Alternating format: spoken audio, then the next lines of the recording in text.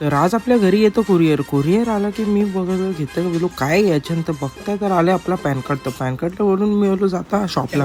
वाले के साथ भेजना चाहिए गोली को.